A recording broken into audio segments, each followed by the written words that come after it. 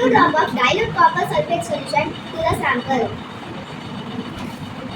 If protein are present in the sample, a color change will occur to form violet or purple color contrast. A violet or purple color indicates protein are present in sample. No color change in sample. Protein are absent in the sample.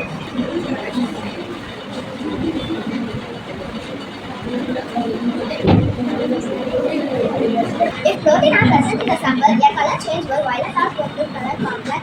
So it is protein are present.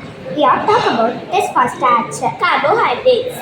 Take a sample of a substance you want to test for starch. Add few drops of iodine solution to the sample. If iodine solution present in the sample, the iodine solution will change color from brown to black. This color change indicates a positive test result for a starch.